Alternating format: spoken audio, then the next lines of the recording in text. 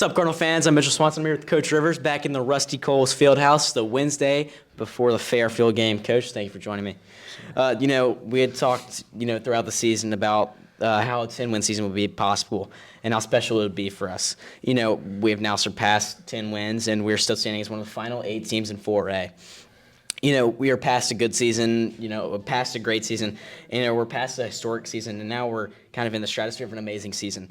The effort for all this, started over a year ago at the end of last season. Can we take a look back? Can we take a look way back and discuss the offseason, the effort made by the players and coaches that helped build the foundation for this amazing season? Yeah, no, it is. It's often said football is a practice sport. You think about it.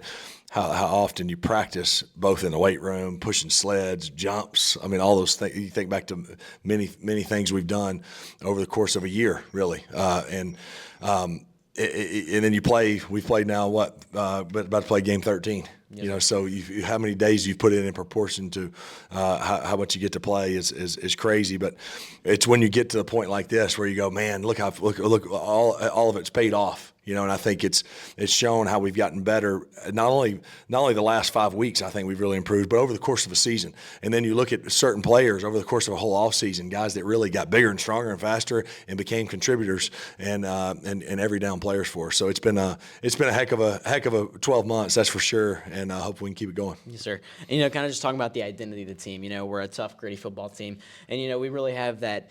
We're not going to give up, and that kind of Nuke Cheppy mindset. Can you just kind of expand on the identity of the team this season? Yeah, it's interesting because when we kick off our football retreat to start training camp, we kind of you guys break out and it's kind of we talk about who are we and where are we going, and so I feel like the identity of a team, you can have a culture and a foundation set. You mentioned Nuke Cheppy, that'll always be kind of a part of it.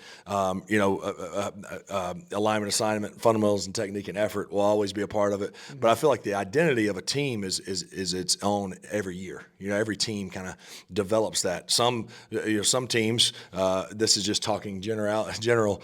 Some teams don't really have an identity, and those teams don't play very well, and they end up fizzling out. But you kind of build that. It can start with what you want your identity to be, and then you have to kind of forge that and turn it into something. And I think you're saying gritty and tough is part of that. I think resilient has been a characteristic of this team in terms of just keep going one play at a time, which goes back to the Nuke Cheppy mindset. But I give a lot of credit to our schedule that's helped build our identity because of the tough schedule we've played. You really all year, all the way back to Bayside. Bayside's still playing in 3A in the final 8 3A. Mm-hmm.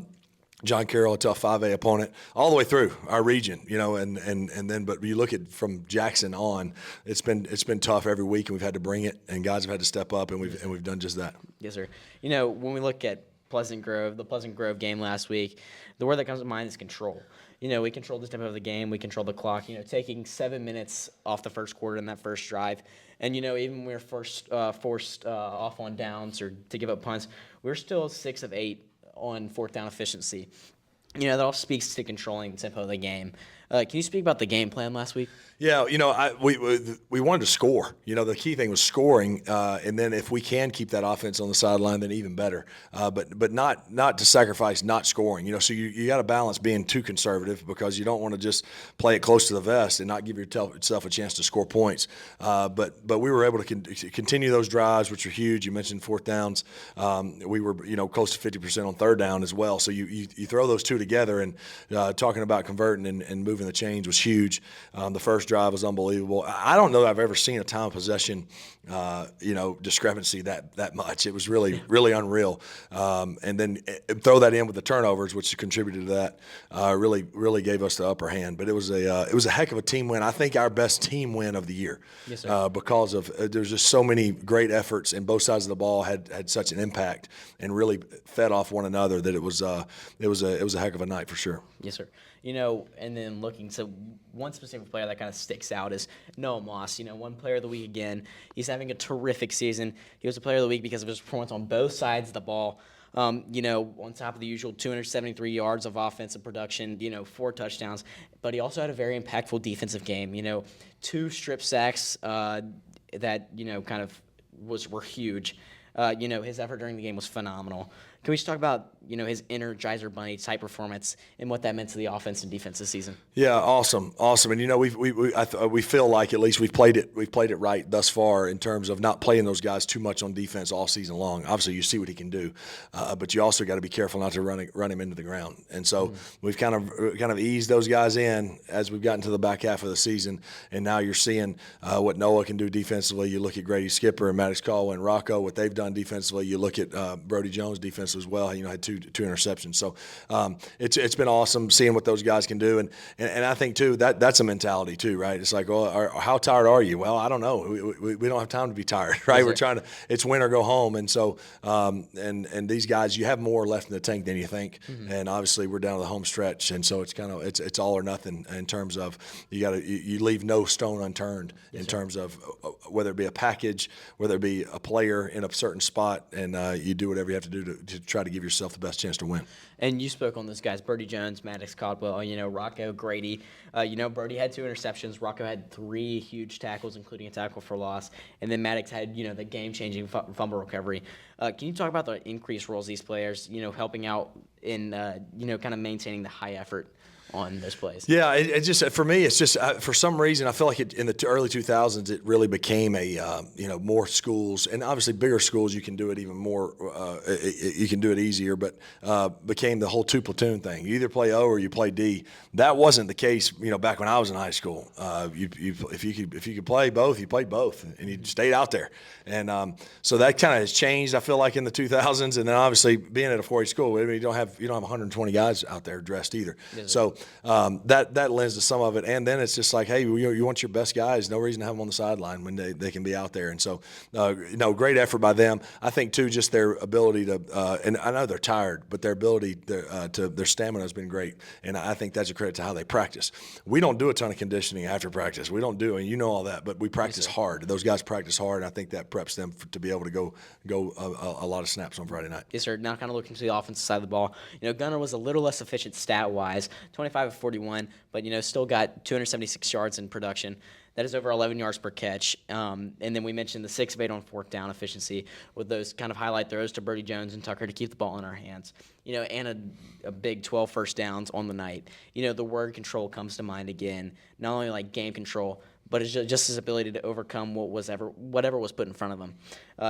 We still almost had 100 yards in penalties, which we needed to clean up, and Gunner was put in kind of pressure situations, but we just kept a work-like attitude. Can you expand on Gunner's mental game and how it's improved from last season? Yeah, well, I got the similar question last week, I think, in the Hanley game when, whatever we were completion percentage-wise, 50% or so, whatever, but still had some big plays and big completions.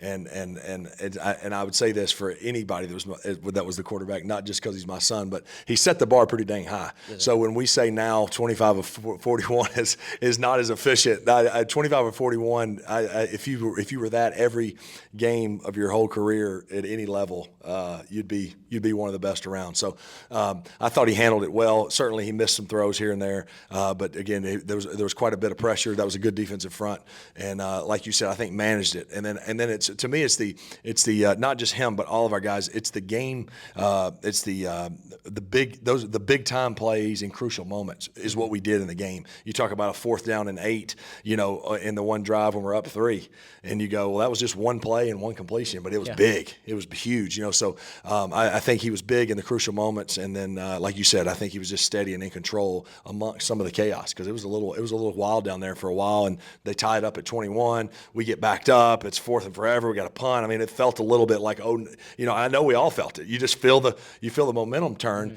but we were able to kind of gather ourselves.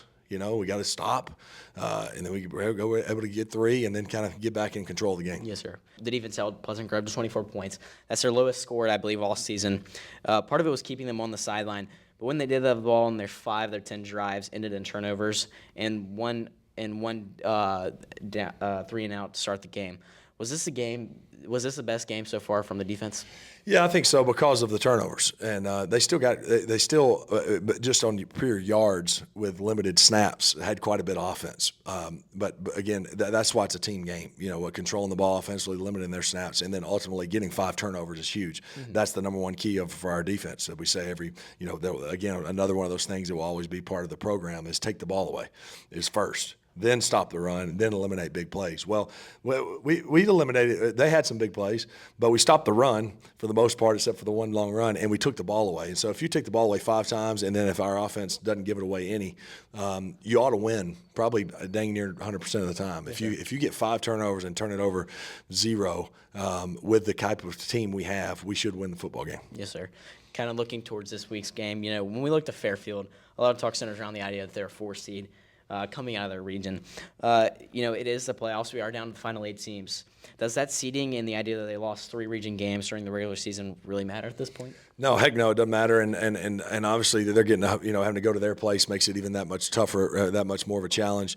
It's hard. You're going a 4-hour plus road trip is a challenge for anybody. And so, and they're a talented team. You obviously they were in the region with Pleasant Grove, with Bibb County, with West Blockton and the Oak Groves and that bunch. And so, they stumbled a few times in region play, but they're a very capable football team. Mm-hmm. They're similar offensively in terms of how dynamic they are and speed, and their quarterback can really throw it. And then defensively, they fly around. So it's going to be a challenge. They're going to be playing with a lot of confidence, and they're at home. And so we got to make sure, at this point, you throw everything, you throw all the seeding things out. It's like in basketball, right? When you get in the NCAA tournament, and you get to the Sweet 16 or get to the Elite 8. I think of the Butlers and I think of those teams that were in there, that are a 10 seed, and it's like at that point, hey, they're hot and they're rolling. Yeah. It doesn't matter. It doesn't matter on the seed. You got to go lay it on the line on Friday night. Still staying on Fairfield, are they better than their record? They beat a 1 seed by 2 touchdowns. Yeah, no, I mean, I think you get out there and you play who they are today. That's why you don't. What was the score versus Pleasant Grove, and what was the score? You can't get into score comparing because I would like to think that we're not 55-10. I know we ended up scoring late, 55-10 behind Jackson. You know what I mean? But they beat us 55-10 on that night. And so Pleasant Grove beat Fairfield by a big margin on that night. But you can't make that be anything that's concrete. You got to bring it on this Friday night. That's the only one that matters. Yeah, I mean, they mix it pretty good. The one thing they aren't is they aren't super patient. They haven't been super patient. But some of that may not be their lack of patience. It just may be their ability to have the big play that they've gotten the big play. But so we still got to play our game with our same core principles and eliminate big plays and stop the run and then try to keep taking the ball away. We're on a little bit of a hot streak, so if we can keep that going, we'll be in good shape. Kind of one more question before we go. We're headed to the third round of the playoffs. One of the teams in the Elite 8 in Region 4. We're favored to win our game this week. Forget about the idea of playing football in November. We could play past Thanksgiving. Can we one more time reiterate how difficult it is and how much work went into getting this point, both by the players and the coaches, and how proud you must be of this team? Yeah, no, we're super excited. I've tried my best to remind the guys to make sure you enjoy the heck out of this, and it's not an every year occurrence. It can be, and there's teams that have made runs where they're in the third round almost every year, and we can become that, but we haven't yet. So we need to really enjoy and be thankful how far we've gotten and where we are, but also to keep it alive, because when you get this close for an opportunity, because what happens when you get beat, it starts all over. Yes, it starts all over again. It's a long road to get here, so you want to take advantage of the opportunity, but also enjoy the heck out of it. I was on my 3 years in high school were 3 really good football teams. We went 10-0 my 10th grade year and got beat in the first round, and then my junior and senior year, we made it to the quarterfinals. We made it to this round and got beat by a touchdown in both games against teams that both went on to play in the semis, and one made it to the state championship. So it's awesome. It's awesome, and it's a real treat, really, and privilege if you make it to Thanksgiving. Practicing the week of Thanksgiving is awesome. You practice a little football, you have all your family, you're able to celebrate Thanksgiving, and then you get to go play on a Friday after Thanksgiving when there's only 4 teams playing. There's only 2 games in 4A. So awesome opportunity ahead, and we got to make sure we take the same approach we took to Pleasant Grove. We had an edge about us. We had an approach that was we were loose, but we were very businesslike, and we need that same edge to get it done against Fairfield. Yes, sir. Thank you once again for joining me, Coach. Make sure you stream the game on the Wild Cardinal Network this Friday at 7 p.m. Coach, good luck this weekend. Appreciate it. This has been Mitchell Swanson, Coach Rivers. St. Michael, defend us.